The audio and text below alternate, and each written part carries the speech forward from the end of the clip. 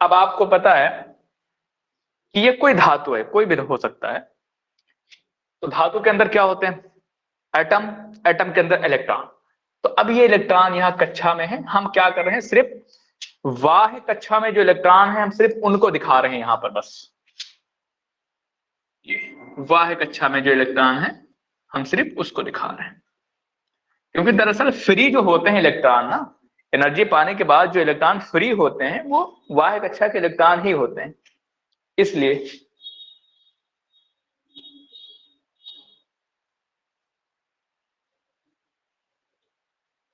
वो कौन होते हैं? बाह्य कक्षा के इलेक्ट्रॉन ही होते हैं।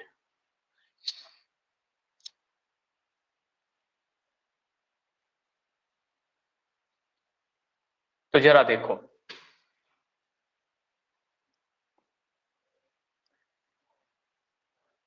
अब हमने फोटॉन को क्या किया? आपतित किया। क्या किया? फोटॉन को आपतित किया। तो ये है स्ट्रक्चर, ये है जो आपने धातु लिया है उसका मैंने स्ट्रक्चर दिखा दिया, ऐसे होता है। ठीक है। अब आपने फोटॉन आपतित किया। फोटॉन आपतित करने का मतलब प्रकाश को आपतित किया। ठीक है। प्रकाश क्या है? बहुत सारे फोटॉन से मिलकर बना। तो ये आपने प्रकाश जब आपतित किया तो हम मान लेते हैं ये इस प्रकाश में 3 फोटॉन है। वैसे बहुत सारे होते हैं, मिलियन ट्रिलियन, पर समझाना मकसद है। और हर फोटॉन की ऊर्जा h में होती है, ये भी आपको पता है। ठीक है।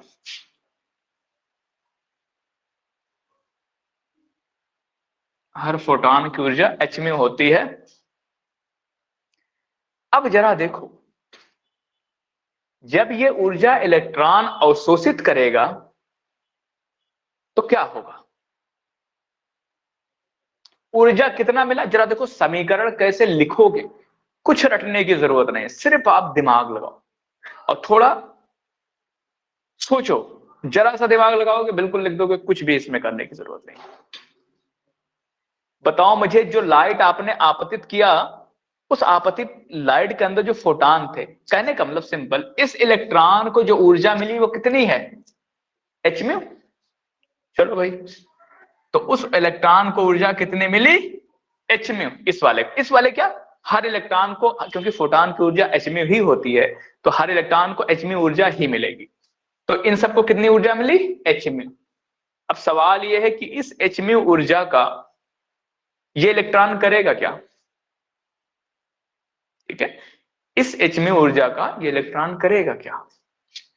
तो अब जवाब ये है कि अभी तो इलेक्ट्रॉन बाह्य कक्षा में घूम रहा है, नाभिक से बंधा हुआ है, इसीलिए तो बाह्य कक्षा में घूम रहा है। तो जब वो h में ऊर्जा पाएगा तो उस ऊर्जा का कुछ भाग वो इस बाह्य कक्षा से अपने आप को आजाद कराने में खर्च करेगा। यानी उस h में ऊर्जा का कुछ भाग कहां वो खर्च करेगा? अपने आप को नाभिक से आजाद करने में। ठीक है। तो जो नाभिक से आजाद करने में जो ऊर्जा खर्च होती है उसी को हम कहते हैं कार्यफलन। तो जो कार्यफलन पढ़ा था आपने वो वही था। अभी और अच्छे से समझाऊंगा, अभी थोड़ा देखो। तो क्या करेगा? इस ऊर्जा का कुछ हिस्सा इलेक्ट्रॉन कहां खर्च करेगा? अपने आप को नाभिक से आजाद करने में। और वो उस ऊर्जा को हम बोलेंगे, एक नाम देंगे कार्यफलन, और कार्यफलन को W से लिखते हैं। तो यानी नाभिक से आजाद होने में जो ऊर्जा खर्च करेगा उसको W से लिखते हैं, कार्यफलन है W। अभी मैं लिख दूंगा कार्नर पे। अब जब ये आजाद हो गया तो अब जरा सोचो, जब ये आजाद हो गया तो अगर इसके पास जो h में मिला था उस h में ऊर्जा का कुछ हिस्सा उसने W में खर्च किया, अब जो कुछ बचेगा उस ऊर्जा की मदद से क्या होगा? ये परमाणु से बाहर, यानी मतलब क्या कहते हैं कि पदार्थ से बाहर निकल जाएगा। जैसे इधर देखो, यहां पे मान लो इलेक्ट्रॉन यहां पे बैठा हुआ है, यहां पे। अब जैसे बाहर से फोटॉन गिरा, इसने उस h में ऊर्जा को अवशोषित किया और उसका कुछ हिस्सा क्या करेगा? जो अपने नाभिक से बंधा है उसको से आजाद होने में खर्च किया। बाकी क्या करेगा? अब जब आजाद हो गया तो बाकी इस पृष्ठ से बाहर निकलेगा ना। जब बाहर निकलेगा तो गति के साथ बाहर आएगा ना। गति का मतलब गतिज ऊर्जा। तो यानी जो अब ऊर्जा बच गया इस h में से, उसका इस्तेमाल कहां करेगा? अपने को गति प्रदान करने में, यानी गतिज ऊर्जा में। तो यानी के।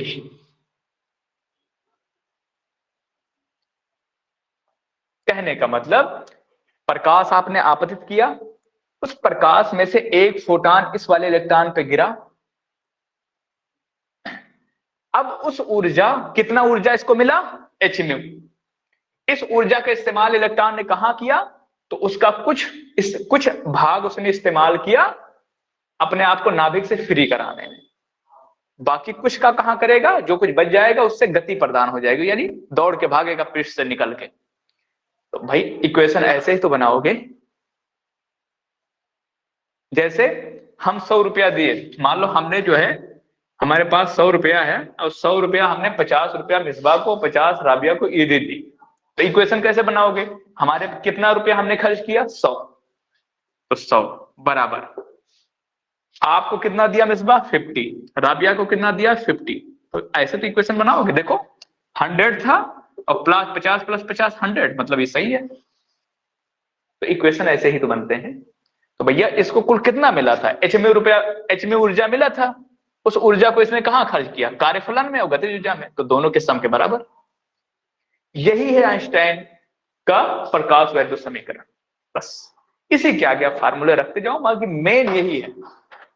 बताओ ये जो बात मैंने समझाई, अच्छा देखो जरा, ये तो मैंने इसकी बात की। इसी तरह जितने इलेक्ट्रॉन, इसको भी एच में मिलेगा, तो ये भी डब्ल्यू और के में खर्च करेगा, इसको भी एच में मिलेगा, वो भी डब्ल्यू और के में खर्च करेगा, यानी सबके लिए यही इक्वेशन। ये बात समझ आई? इतनी बात। इस पर क्रॉस क्वेश्चन कर लो अगर कुछ नहीं समझ आया।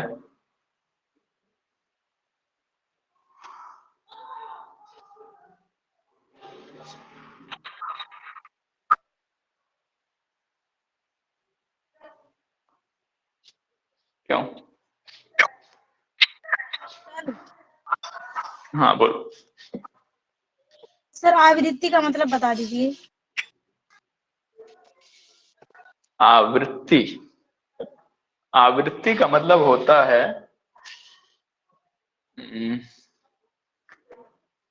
अच्छा आवृत्ति बोल, फ्रीक्वेंसी।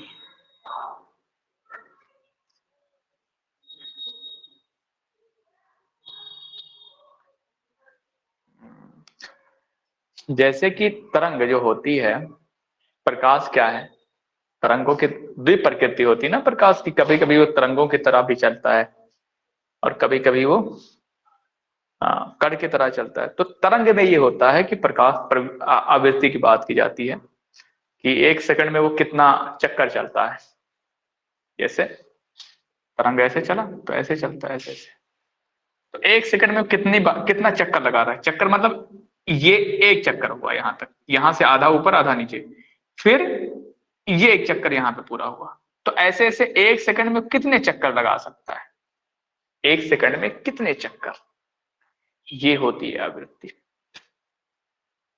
तो यानी कितनी बार वो चल रहा है, कितने चक्कर लगा रहा है, वो आवृत्ति होती है। सर चक्करों की संख्या। हाँ। और तरंग दैर्ध्य क्या है? तरंग दैर्ध्य ये होती है एक चक्कर में चली गई दूरी। जैसे एक चक्कर कब हुआ? यहां से आधा ऊपर आधा नीचे। तो अब ये पूरा एक चक्कर हुआ। अब इस एक चक्कर में जितना दूरी उसने कवर किया, मतलब यहां से लेकर यहां से चला था और कहां तक? यहां तक एक चक्कर हुआ। तो इस एक चक्कर को पूरा करने में जो दूरी चलता है उसको बोलते हैं तरंग दैर्ध्य। ये तरंग दैर्ध्य है। ठीक है। तो अब हम इस इक्वेशन को आप जो अभी बताए हैं उसमें ये हर चीज में होता है ऐसे? किसमें? हर चीज में मतलब? जैसे कुर्सी हुआ, टेबल हुआ, इसमें होता होगा ऐसे? नहीं। अच्छा ये जो मैं पढ़ा रहा हूँ प्रकाश विद्युत प्रभाव, ये वाली घटना, नहीं नहीं नहीं, मैंने क्या लिखा है देखो, नीचे लिखा हुआ है परिभाषा। जब मैंने लिखाया था प्रकाश विद्युत प्रभाव का, तो उसमें लिखाया था कि धातु के पृष्ठ से, धातु, अब कुर्सी धातु थोड़ी, वो तो प्लास्टिक है। सर धातु जैसे गोल्ड क्या है? लोहा, तांबा, हाँ वो भी है, धातु है। लोहा, तांबा, मेटल जिसको कहते हैं, पीरियोडिक टेबल में देखो तो उसमें मेटल की पूरी एक श्रेणी बनी हुई है ना। गोल्ड में होता होगा ऐसे? हाँ हाँ, सब में जितने धातु होते हैं सब में होगा, लेकिन उसकी शर्त है, ध्यान रखो, अभी मैं शर्त जब पढ़ाऊंगा, जैसे अभी मैंने कार्यफलन पढ़ाया ना, कार्यफलन क्या था कि कम से कम इतनी ऊर्जा होनी चाहिए आपकी प्रकाश के पास। आवृत्ति क्या थी, कम से कम इतनी आवृत्ति होनी चाहिए। तरंगदैर्घ्य क्या था, कम से कम इतना तरंगदैर्घ्य होना चाहिए। तो शर्त है, ऐसा नहीं कि कोई भी लाइट डाल दोगे और किसी भी पृष्ठ पर डाल दोगे तो निकलने लगेगा। वो जब शर्त पूरी हो जाएगी वहां से निकल जाएगा। तो ये इन जनरल क्या होता है कि ये सब लैब के अंदर ही ये डिजाइन हो पाता है, सारी सारी शर्तें जब हम लेबोरेटरी के अंदर जाते हैं वहां, तो वहां पर इस तरह से डिजाइन करते हैं कि सारी शर्तें पूरी होती और वहां हम निकाल लेते हैं। डेली लाइफ में नहीं, क्योंकि प्रकाश जो सन से आती है उसके पास ना तो इतनी ऊर्जा होती है, ना ही जिस पृष्ठ पर कभी कभी या तो उसके पास उतनी ऊर्जा नहीं होती, या फिर जो पृष्ठ है उसका कार्यफलन ज्यादा होता है, उतनी ऊर्जा प्रोवाइड नहीं कर पाता, तो ये प्रकाश वाला। तो ये सब लेबोरेटरी के अंदर ही हो पाता है सही से, इसलिए डेली लाइफ पे ये घटनाएं नहीं देखी। मैं एक दिन देख रहा था कि डेमो आप लोगों को भेजूं, तो कोई तो डेमो ज्यादा कुछ पड़े नहीं उस पर यूट्यूब पे, इसीलिए क्योंकि वो लेबोरेटरी के अंदर ही हो पाती है। डेली लाइफ में उसको कौन नहीं करवा पाओगे इस तरह। ठीक है, बाकी हर पे हो सकता है, वो शर्त पूरी होगी हर किसी पे हो जाएगा। सर ये जो आप अभी तरंगदैर्घ्य बताए हैं, ये कहाँ होता है? जो एक चक्कर ये दूरी होता होती नहीं, है। अब वेव जब चलेगी तो ऐसे चलती है। अब उसी में उसको समझा दिया, जैसे वेव जब चलती है तो ऐसे चलती है ना, ये चलेगी ऐसे ऐसे। अब इसी में बता दिया कि भैया ये जो यहां पर थी, जो अधिकतम ये जो वो है, अधिकतम जो उसकी मतलब विस्थापन है, इसको कह देते हैं, उसको नाम दे दिया आयाम। एक सेकंड में जितना चक्कर लगाया उसको कह दिया आवृत्ति, और एक चक्कर पूरा करने में जो दूरी था उसको कह दिया गया तरंगदैर्घ्य। बस यही चीज है। तो उसको समझाने के लिए, क्योंकि जब तक वो चीजें पता नहीं होगी कि इसको क्या नाम दोगे, फिर इसको क्या नाम दोगे, फिर एक सेकंड में जितने रिपीटेशन वो चक्कर लगा रहा है उसको क्या नाम दोगे, तो वो होता है। ठीक, अब जरा देखो इस इक्वेशन को आगे बढ़ाते हैं आइंस्टाइन के। देखो यहां भी जरूरी है। अब म्यू का फार्मूला ने पिछले लेक्चर में बताया था कि आवृत्ति का फार्मूला सी बाय लैम्डा भी होता था, तो म्यू की जगह मैंने सी बाय लैम्डा रख दिया। और डब्ल्यू का मैंने कार्यफलन का फार्मूला लिखाया था एच म्यू नॉट, और प्लस के। के क्या है, गतिज ऊर्जा, इलेक्ट्रॉन जो बाहर निकला उसकी गतिज ऊर्जा है ना, तो गतिज ऊर्जा का formula half M B square. ठीक, तो ये हो गया। एक मिनट, इसको भी नहीं रखते हैं, रखा जा सकता है बट अभी थोड़ा और सिंप्लीफाई हो सकता है। एच म्यू के एच म्यू ही रहने देते हैं। अब इस एच म्यू नॉट को इधर ले आओ, तो माइनस एच म्यू नॉट, और उधर क्या है हाफ एम बी स्क्वायर।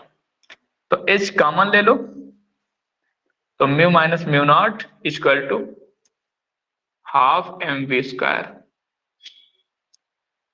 तो एच इक्वल टू, तो ये भी हो गया। और म्यू की वैल्यू अब हमने बताया था कल, mu equal to c by lambda, तो म्यू नॉट की value c upon lambda naught हो जाएगा, equal to half M B square. अब चाहो तो आप इसमें एलसीएम भी ले लो इन दोनों का, तो जब एलसीएम लोगे तो लैम्डा लैम्डा नॉट एलसीएम आ जाएगा, और ये क्या हो जाएगा, अच्छा एच है, सी भी दोनों न्यूमिनेटर से सी भी बाहर आ जाएगा, तो एस तो पहले से बाहर था, फिर आपने सी भी बाहर ले लिया तो एच सी बाहर आ गया कुल मिला के। तो ऊपर क्या बचा, जब एच सी आ गया तो यहाँ पर 1 बचा सिर्फ, तो ये लैम्डा नॉट माइनस लैम्डा बचेगा ये, और इधर क्या है हाफ एम बी स्क्वायर। और जो अब चूंकि हाफ एम बी स्क्वायर क्या है, गतिज ऊर्जा है ना इसकी जगह पर, और गतिज ऊर्जा जो है वो चलो ठीक है, मैं यहाँ लिख दे रहा हूँ, H c lambda naught minus lambda upon lambda lambda not equal to, अब हाफ एम बी स्क्वायर की जगह पर ईवी भी लिखा जाता है, ईवी नॉट, ये भी एक फर्क। अब कितने, अभी मैं बता रहा हूं इसमें किसका क्या मतलब, मैं भी साइड में लिखा। एक फार्मूला ये बन गया, ये भी फार्मूला ही है। अब यहां तो खैर अरेंज किया गया उसी चीज को, हाँ ये भी यूज कर सकते हो, अब ये भी यूज कर सकते हो।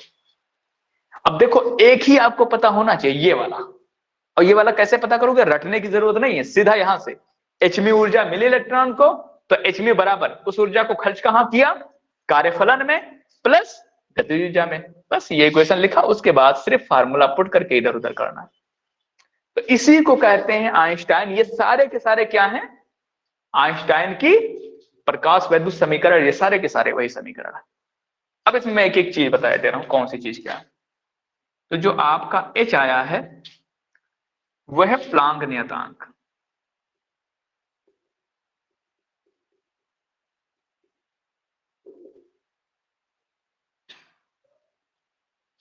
और इसकी वैल्यू क्या होती है, चलो वैल्यू लिखते हैं। फिर म्यू क्या है भैया, म्यू है प्रकाश की आवृत्ति। म्यू नॉट हमने बता ही दिया था, दहली तरंगदैर्घ्य। फिर हाँ, डब्लू क्या है भैया, कार्यफलन। सर म्यू नॉट दहली आवृत्ति है। अच्छा हाँ हाँ हाँ, हाँ। ठीक है, गुड। आप लोगों की ये आदत बहुत अच्छी है कि मतलब बिल्कुल नजर गड़ा के रखती हैं चीज, बहुत अच्छा वीडियो। सी क्या है, प्रकाश की चाल। लैम्डा क्या है, प्रकाश का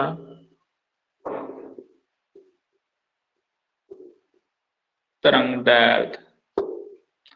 लैम्डा नॉट क्या है, दहली तरंगदैर्घ्य। क्या है, दहली तरंगदैर्घ्य।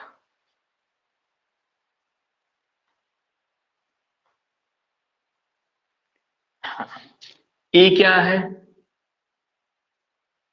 तो ई है इलेक्ट्रॉन का आवेश। वी नॉट क्या है भैया, ये यहाँ पर वी नॉट है, तो स्टॉपिंग पोटेंशियल को क्या कहते हैं,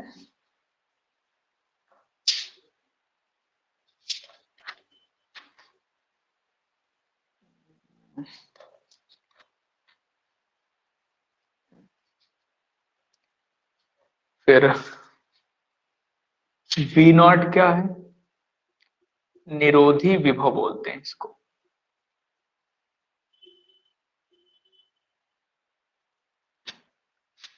एम क्या है भैया, तो ये है इलेक्ट्रॉन का, एम क्या है, इलेक्ट्रॉन का द्रव्यमान। और वी क्या है,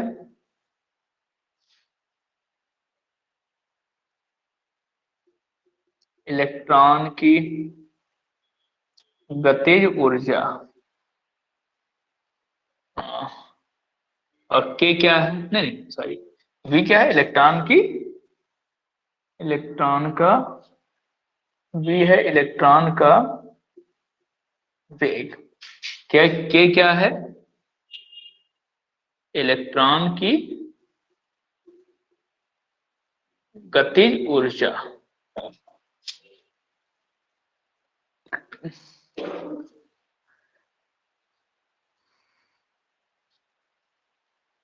बताओ भाई, ये बात समझ आ गई। अब इसमें थोड़ी कॉन्सेप्ट और बताएंगे। हाँ बोलो। सर ये ईवी नॉट कहाँ से आया है? असल में जो गतिज ऊर्जा होता है ना, जो इलेक्ट्रॉन का गतिज ऊर्जा होता है, उसका फार्मूला होता है ईवी नॉट। जहां विभव है, ये असल में अभी जब मैं वो अगले लेक्चर, एक लेक्चर अभी लगेगा इसमें, जिसमें हम आवृत्ति पे निर्भरता पढ़ाएंगे। आवृत्ति हुआ और तीव्रता हुआ, इन सब पे निर्भरता पढ़ाएंगे, और वो एक फिगर बनता है जिसमें इलेक्ट्रॉन वो विभव वगैरह पढ़ाएंगे। तो उसमें ये, बट फिलहाल इस लेक्चर में आप इतना ध्यान रखो, जो इलेक्ट्रॉन की गतिज ऊर्जा है वो ये ई क्या है, इलेक्ट्रॉन का आवेश, और वी नॉट क्या है, वो विभव जो उसको दिया जा रहा है, विभव पोटेंशियल। तो वी नॉट वही मैंने लिख दिया निरंतर। तो ये के गतिज ऊर्जा के बराबर होता है, इसलिए देखो हाफ एम बी स्क्वायर क्या था, इलेक्ट्रॉन का गतिज ऊर्जा ही तो था, तो उसके जगह पर हम ये लिख सकते हैं क्योंकि ये बराबर होता है दोनों के फार्मूला।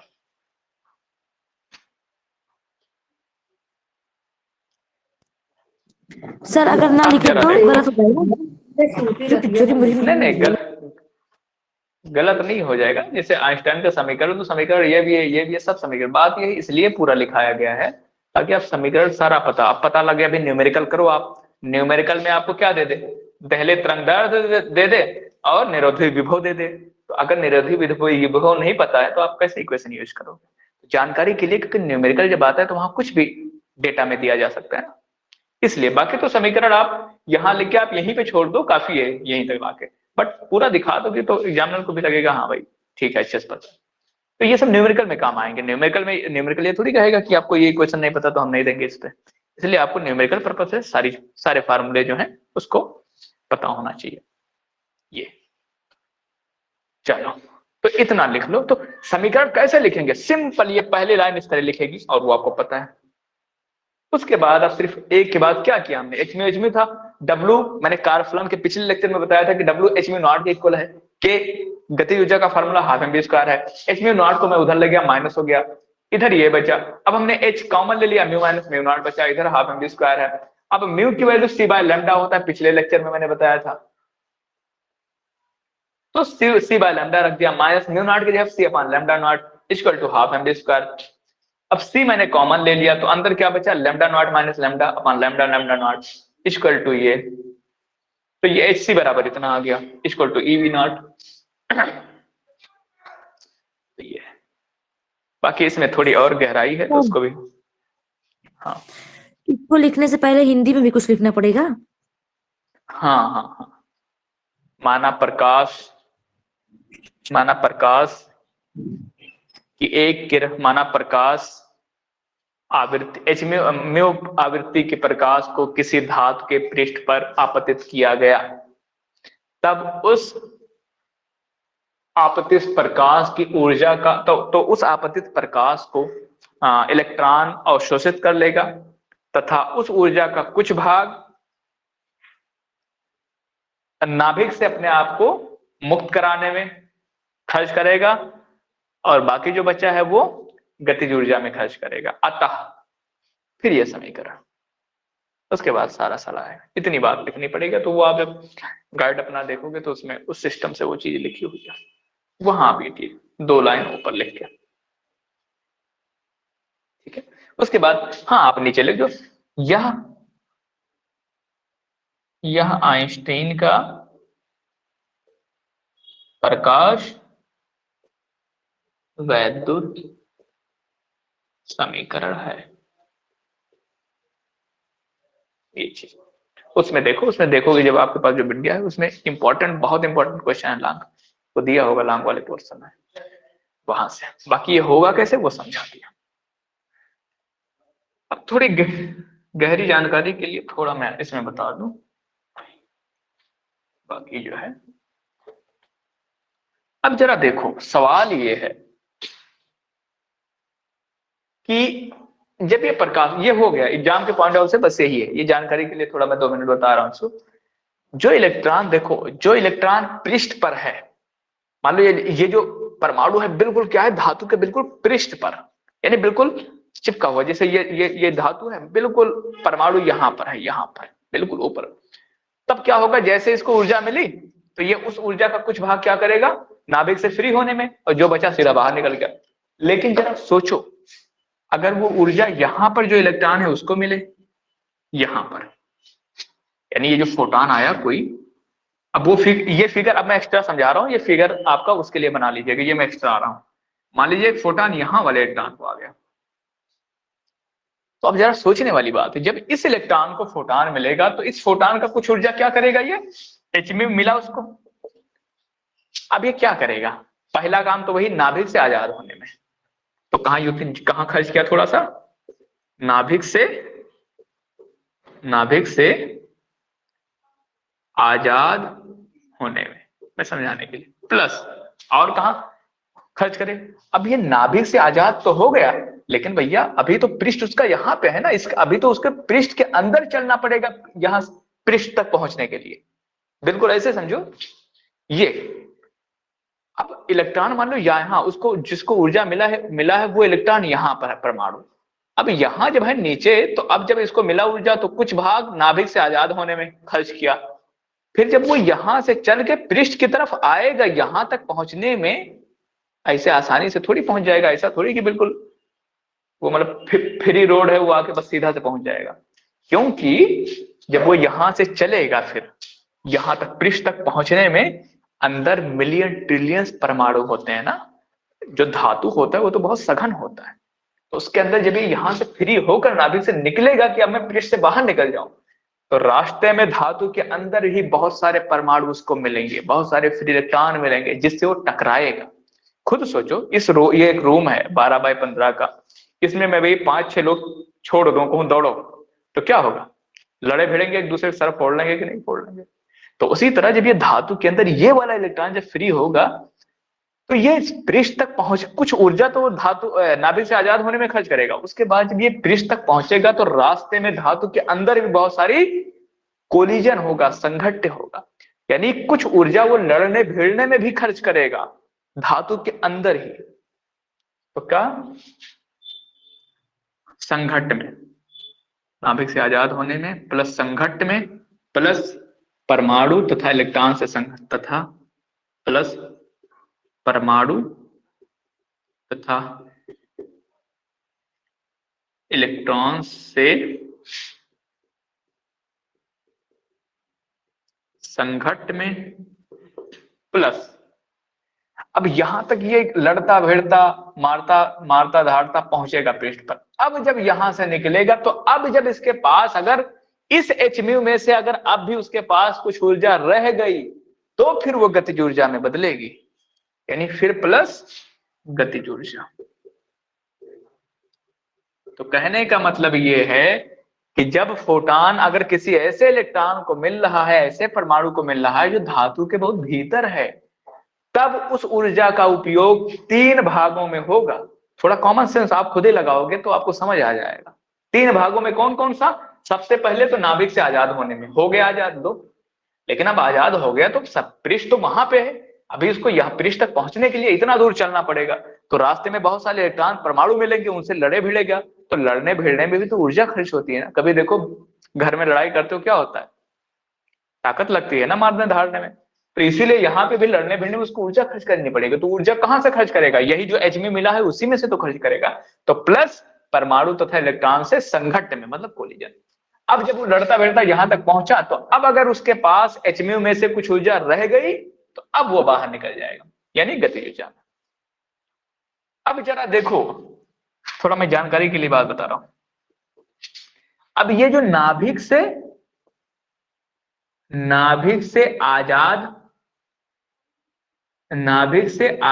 होने में प्लस परमाणु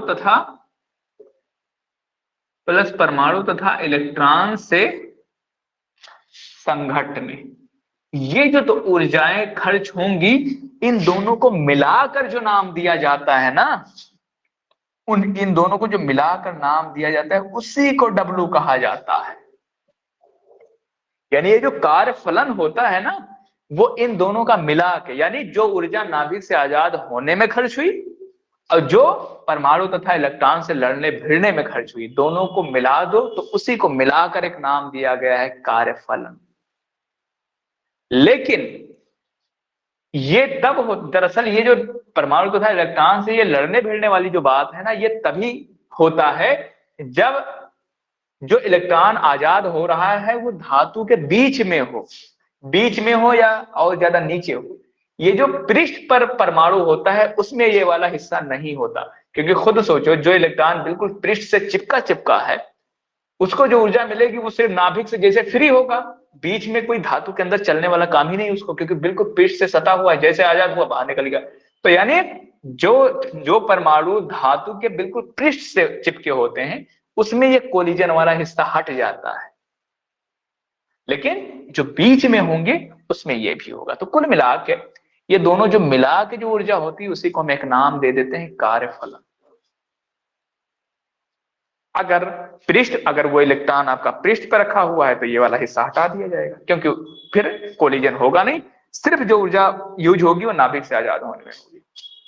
ये थोड़ा एक्स्ट्रा जानकारी के लिए। सर हाँ सर, ये प्रकाश जिस तरफ से आता है इलेक्ट्रॉन फ्री हाँ। होकर उसी तरफ जाते हैं? नहीं राबिया, कोई जरूरी नहीं है।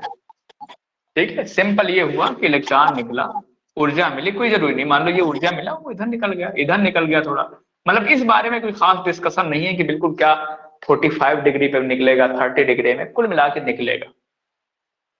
मतलब ये कोई वो परावर्तन वाला नियम नहीं है कि जितने, मान लो 30 डिग्री परावर्तन का नियम क्या था, जितने कोण पर आपतित होगी उतने ही कोण पर परावर्तित होगी, ऐसा कुछ नहीं है यहाँ पर।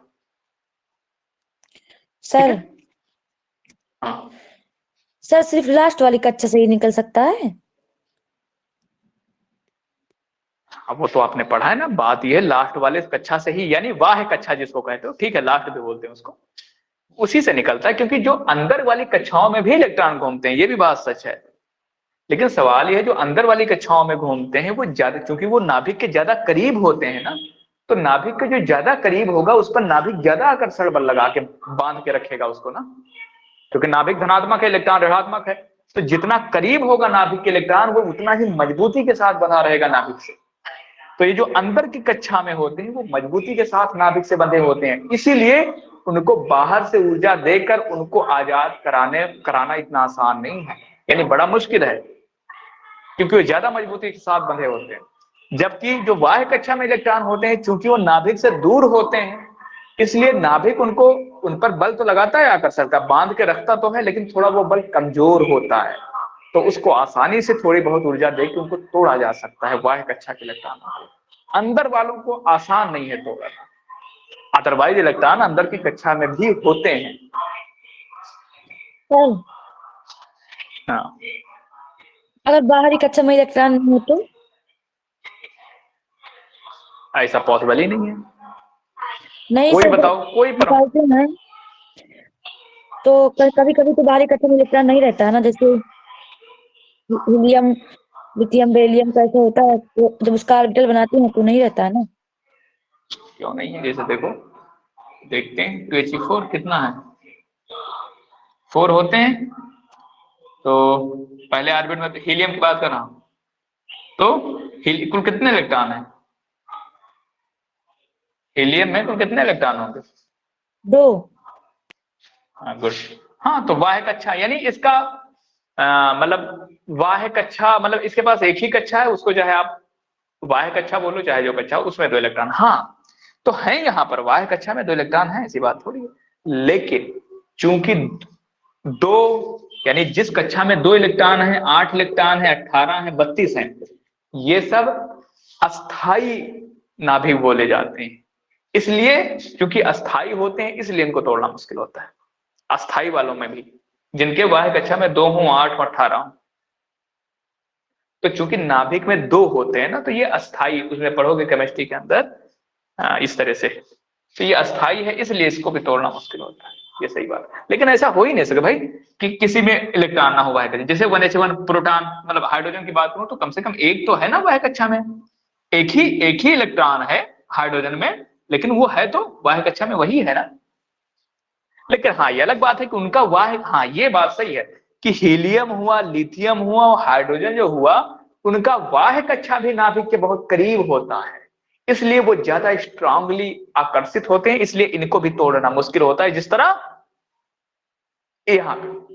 तो ये बात ठीक है, क्योंकि हीलियम, लिथियम और हाइड्रोजन में वाह्य कक्षा एक ही है, भले एक ही इलेक्ट्रॉन है, लेकिन वाह्य कक्षा चूंकि बहुत पास होती है, क्योंकि एक ही कक्षा है ना, तो जब वो भी बहुत पास है नाभिक के, तो वो जो एक इलेक्ट्रॉन है वो भी बहुत मजबूती से बंधा होता है, तो यहाँ भी तोड़ना आसान होता है। बट जैसे मान लो सोडियम हुआ, अब सोडियम में क्या है, 2, 8, 1, तो अब वाह्य कक्षा में कितने, वाह्य कक्षा इसकी तीसरी कक्षा होगी, 2 इसमें, 8 इसमें, 1 इसमें, तो अब इसमें ये जो वाह्य कक्षा में 1 इलेक्ट्रॉन है ये लूजली बाउंड होगा ना, क्योंकि थोड़ा ये नाभिक से दूर है इन दोनों के मुकाबले में, इसके और इसके। तो ये बात सही नहीं है कि मतलब वाह्य कक्षा कोई भी अगर परमाणु है तो वाह्य कक्षा में तो उसके इलेक्ट्रॉन होंगे ही। ये अलग बात है कि उसका वाह्य कक्षा नाभिक के बहुत करीब हो और वो एक इलेक्ट्रॉन भी इतना मजबूती से बंधा हो कि उसको तोड़ना मुश्किल ना हो, जैसे आपने नाम लिया भी हाइड्रोजन, हीलियम, लिथियम। चलो, तो ये था थोड़ी जानकारी के लिए। अब आते हैं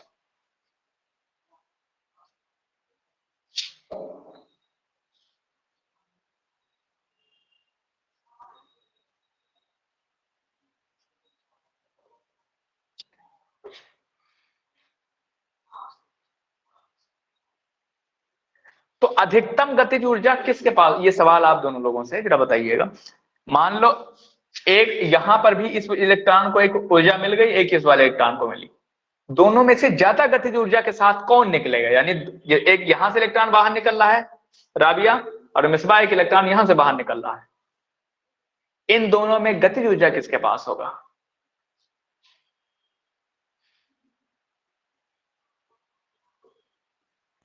बताओ। सर जो पृष्ठ पर होगा उसकी गतिज ऊर्जा ज्यादा रहेगी। क्यों राबिया, मिसबा सही बोल रही है।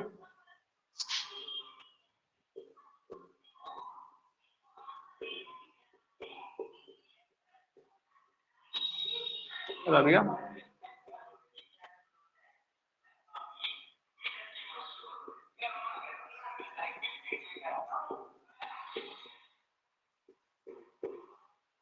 क्यों राबिया?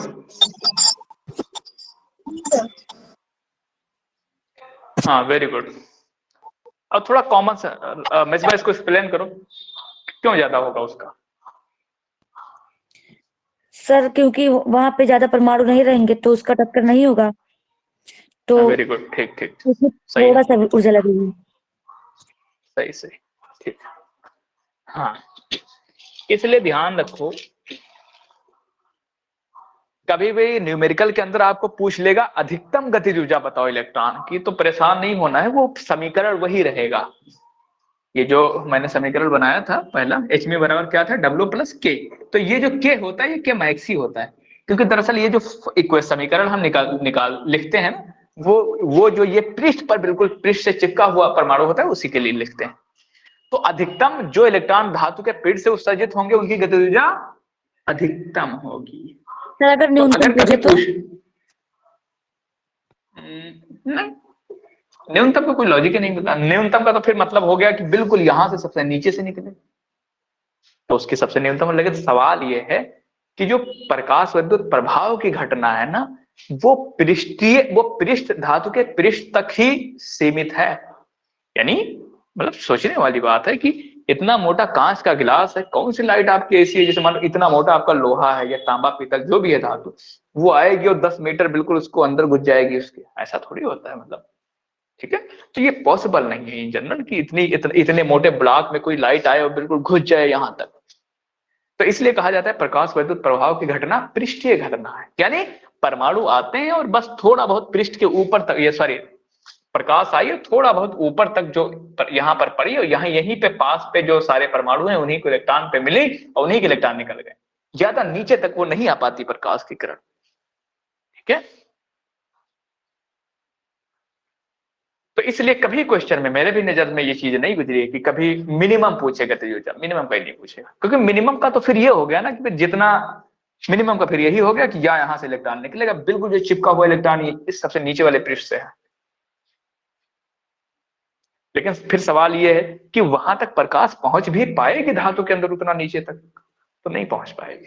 इसलिए कभी मिनिमम नहीं पूछेगा, न्यूनतम नहीं पूछेगा। फिर भी आपके दिमाग में आया, अच्छी बात है। अगर आपको ऐसे प्रकाश बना दे इतना ऊर्जा वाला कि वो अंदर तक चली जाए तो अच्छी बात है। चलो भाई, तो ये था प्रकाश उद्धार। तो ये ध्यान रखो, अधिकतम गतिज ऊर्जा पूछ लेता है अक्सर, तो परेशान नहीं होना कि अधिकतम कहां से, वो तो फार्मूला में नहीं, तो वही जो लिखाया था वही के मैक्स है। चलो, तो ये था, अंदर हमने स्कैन करके थोड़ा आपको दिखा दिया कि कैसे होता है सारी चीज, कैसे इलेक्ट्रॉन निकलते हैं बाहर। सर अब हम कुछ करो। हाँ अगर सिर्फ गतिज ऊर्जा कहेगा तब भी वही उसी के एक ही जगह पे लिखेंगे मान। हाँ हाँ हाँ हाँ हाँ, एक ही बात, एक ही बात। चाहे अधिकतम पूछ ले, चाहे सिंपल गतिज ऊर्जा पर से पूछे, एक ही मतलब उसका।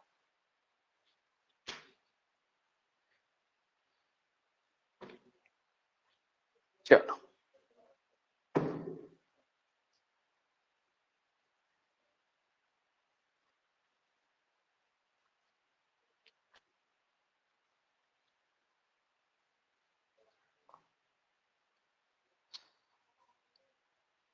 चलो इस पे अब हम क्वेश्चन लगवा रहे हैं।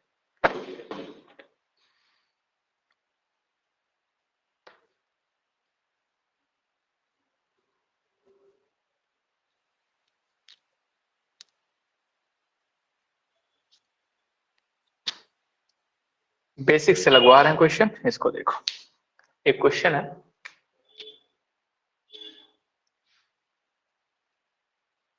कल तो छुट्टी होगा स्कूल में कि नहीं है?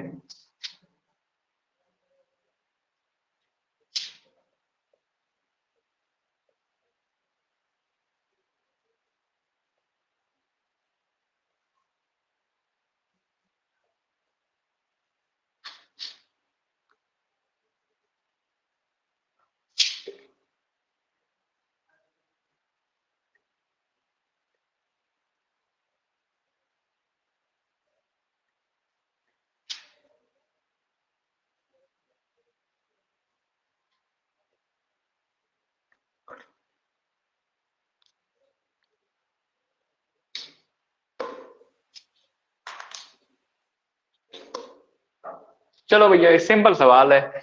6000 कोई 6000 तरंगदैर्घ्य की फोटान की ऊर्जा की गणना करो। सिंपल, जो फोटान गिर रहा है धातु के पृष्ठ पर, उसका तरंगदैर्घ्य कितना है? 6000। तो बताओ, लगा के मुझे बताओ कितना आएगा।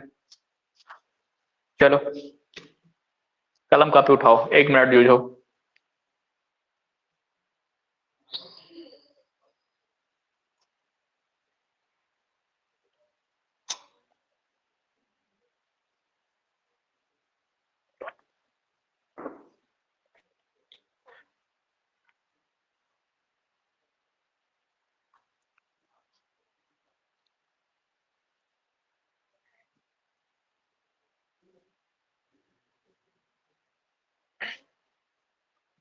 एंगस्ट्रॉन को हमेशा मीटर में रखना है, ध्यान रखो, पूरी फिजिक्स के बुक में हमेशा एंगस्ट्रॉन को मीटर में रखना है।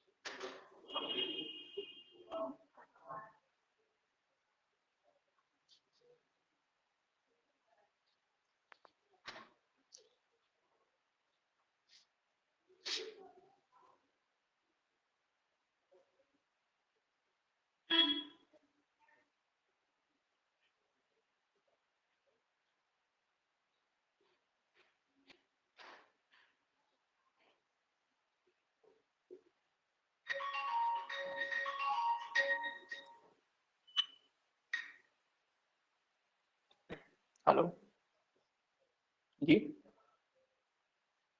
वालेकुम सलाम जी। हाँ पे खैरियत, क्लास ले रहे हैं। क्या क्या हुआ, कोई बात नहीं, बताएं। कुछ कुछ इमरजेंसी तो नहीं है? हाँ वहाँ सब हम तो चले ही आए थे। हाँ कल हम आगे संग इमरान भाई थे, तो ठीक है, बढ़िया वहाँ। और हम्म। हम्म, बाकी नहीं, उन्हीं के घर पे थे लोग। बस वही छोटी वाली जो है बहन उनकी, वही है।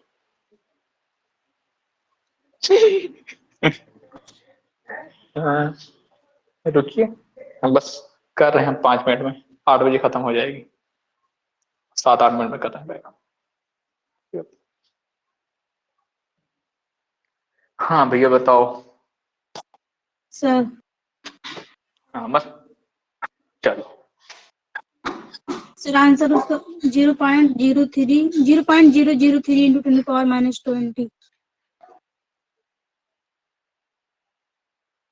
0.33 0.003। इन 0.003, ठीक है।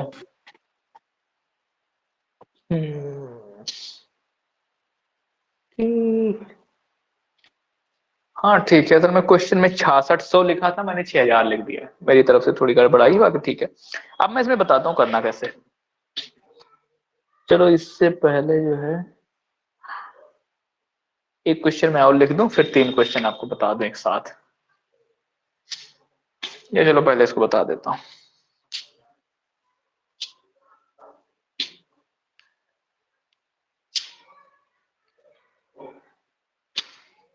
अब लैम्डा कितना दिया भैया, 6000 एंगस्ट्रॉम। इसका मतलब 6000 इंटू 10 का पावर माइनस 10 मीटर। अब क्या पूछा है, फोटॉन की ऊर्जा, तो ऊर्जा का फॉर्मूला क्या है, एच म्यू, यही तो था। अब चूंकि म्यू नहीं दे रखा, यानी आवृत्ति नहीं दिया है आपको, तरंगदैर्घ्य दे रखा, तो भैया आवृत्ति की जब तरंगदैर्घ्य वाला फार्मूला लो, तो म्यू की वैल्यू सी बाय लैम्डा, खत्म बात। अब हमको पता है एच की वैल्यू 6 होती है, 6.6 इंटू 10 का पावर माइनस 34 इंटू सी की वैल्यू 3 इंटू 10 का पावर 8, और लैम्डा की वैल्यू आ गई कितनी, 6000 गुणे 10 का पावर माइनस 10। बस इसको सॉल्व कर लो, तो आप कर लो। ये 6.6 को 3 छक 18 और 3 छक 18 1 19, 10 का पावर माइनस 34 प्लस 8, तो ये जो हो जाएगा 10 का पावर माइनस 26 अपान, ये 6000 है ना, तो 6 इंटू 10 का पावर माइनस 7 लिख सकते हैं, क्योंकि 6000 को 6 इंटू 10 का पावर प्लस 3 लिखोगे, और ये 10 का पावर माइनस 7 है, तो सॉल्व होकर माइनस 7 आ गया। तो ये इसको सॉल्व कर लो, आपको आंसर आ जाएगा। दूसरा सवाल ये था, एक फोटॉन की ऊर्जा इतनी दे रखी है, तो जरा देखो ऊर्जा का फार्मूला क्या होता है, ऊर्जा का फार्मूला होता है एच म्यू, वही चीज, लेकिन इस बार उसने ऊर्जा ही दे रखा है, यानी ऊर्जा की वैल्यू दी है, ये कितना 20 इलेक्ट्रॉन वोल्ट, यानी 20 इलेक्ट्रॉन वोल्ट बराबर एच म्यू। अब सवाल ये पूछा क्या भैया, पूछा फोटॉन का तरंगदैर्घ्य है, तो म्यू के जगह क्या रख दो, सी बाय लैम्डा, खत्म बात। तो यहाँ एच है, एच की वैल्यू 6.6 इंटू 10 का पावर माइनस 36 इंटू सी, तो 3 इंटू 10 का पावर 8 अपर लैम्डा कितना है, अच्छा लैम्डा तो निकालना है, तो अब ये लैम्डा इधर ले आओ, तो इधर क्या बचा 6.6 इंटू,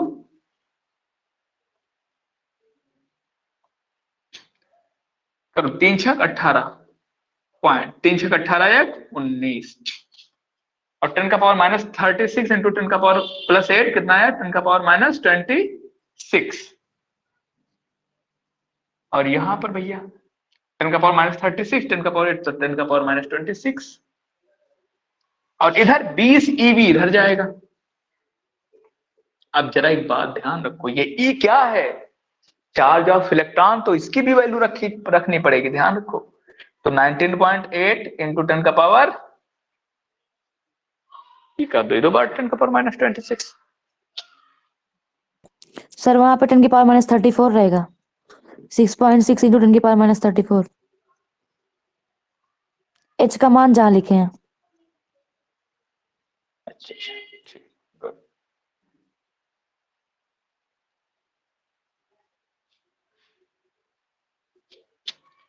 अब 20 ईवी, तो 20 इंटू ई की वैल्यू होती है 1, इलेक्ट्रॉन पर चार्ज क्या होता है, 10 का पावर माइनस 19 वोल्ट। अब ठीक है, तो ई की वैल्यू रख, जब भी आंसर इलेक्ट्रॉन वोल्ट में, जैसे यहां पर ऊर्जा का फार्मूला, ऊर्जा की वैल्यू क्या दी थी 20 ईवी, ईवी का मतलब इलेक्ट्रॉन वोल्ट में, तो पहले इलेक्ट्रॉन की वैल्यू रख देना चाहिए, 1.6 इंटू 10⁻⁻19। अब ये आया वोल्ट में, तो अब ये पूरा रख दिया। अब इसको सॉल्व कर लो, जो मैं बता दे रहा हूँ वैल्यू क्या आएगी इसकी।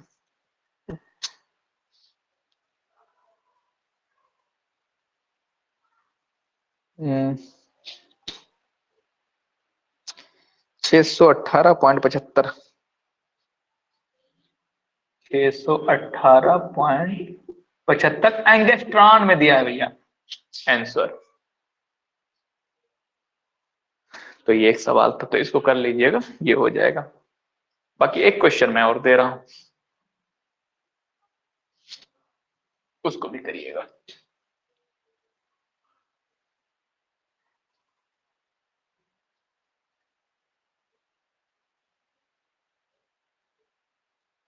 तो अगला क्वेश्चन ये है, किसी धातु का कार्यफलन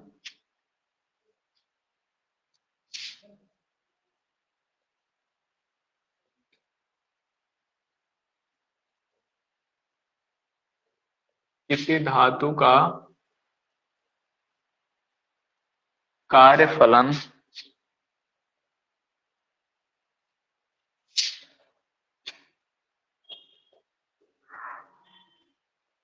4.4 EV है।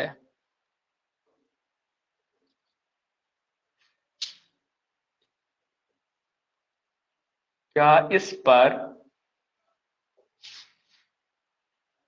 दृश्य प्रकाश, क्या इस पर दृश्य प्रकाश डालने से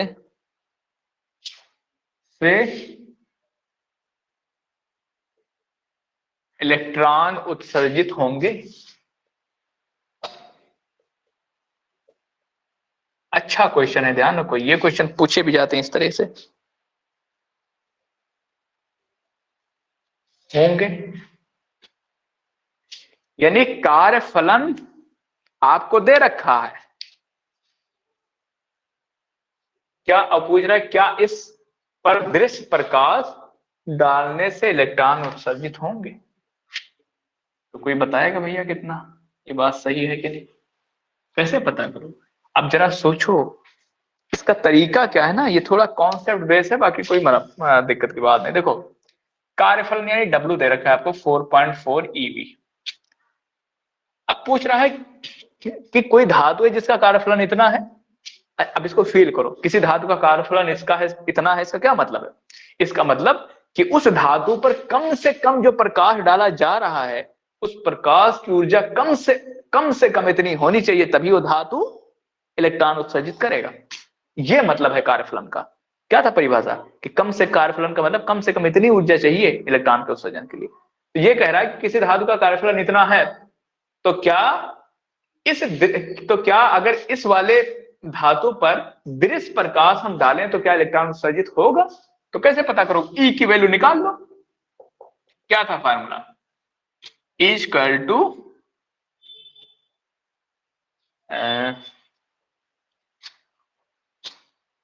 कैसे निकालोगे?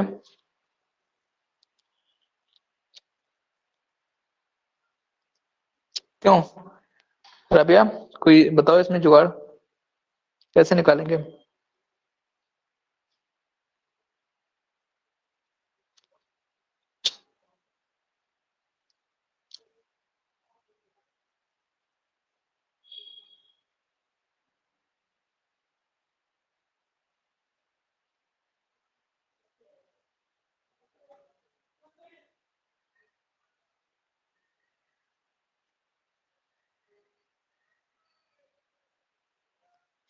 तो जरा देखो, तो कैसे निकालोगे? आपको पता है E equal to H c by lambda, E equal to H में होता है, तो ये हो जाएगा एच सी बाय,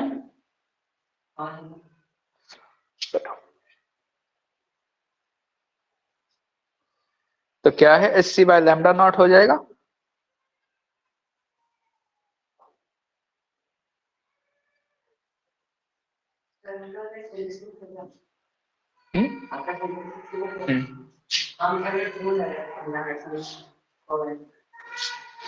अब कार्यफलन दिया है तो कार्यफलन का फार्मूला होता है एच म्यू नॉट, बताया था पिछले लेक्चर में।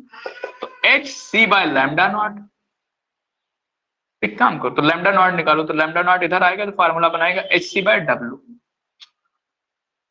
अब यहां पर सबकी वैल्यू रख दो, 6.6 इंटू 10⁻34 इंटू सी कितना है 3 इंटू 10⁸ मीटर पर सेकेंड। नीचे कितना है w कितना है 4.4 ev, तो 4.4 ev, तो e की वैल्यू रखो 1.6 इंटू 10⁻90। ये चीज आ गई। अब लैम्डा नॉट की, अब मैं इसको कैलकुलेट नहीं कर रहा हूं, मैं डायरेक्ट वैल्यू लिख रहा हूं जो आया है आंसर।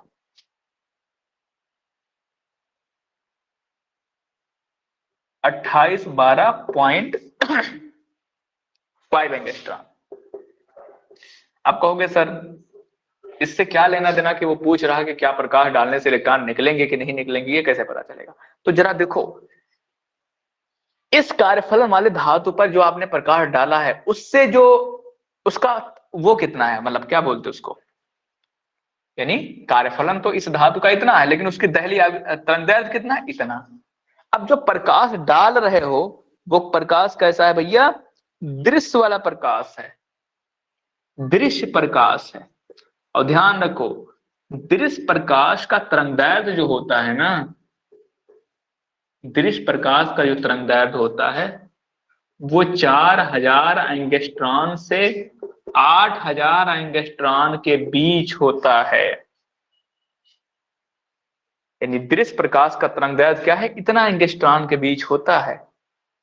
जबकि आपकी दहली तरंगदैर्घ्य कितनी है? इतनी है, बहुत कम है। जरा देखो, इसका मतलब जो आवृत्ति आप डाले हो वो बहुत कम है उसका तरंगदैर्घ्य, यानी मिनिमम तो इतनी होनी चाहिए। सर दृश्य प्रकाश क्या है? दृश्य प्रकाश वही जो सूरज से रोशनी आती है, जिस दृश्य का मतलब जो दिखाई दे, जो रोशनी।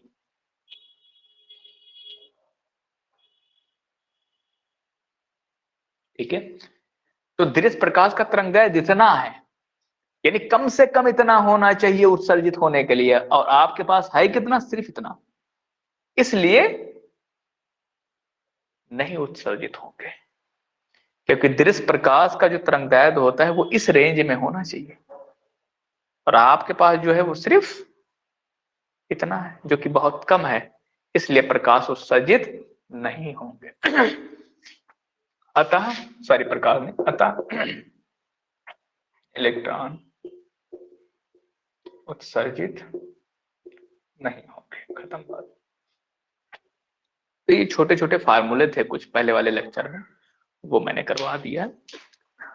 और इसी तरह, क्योंकि उतने ही फार्मूले थे, यही 2-3 फार्मूले घूम घूम के पूछे थे पहले वाले लेक्चर में, तो उस पर क्वेश्चन करवा दिए। इसको आप अपनी तरफ से और करो।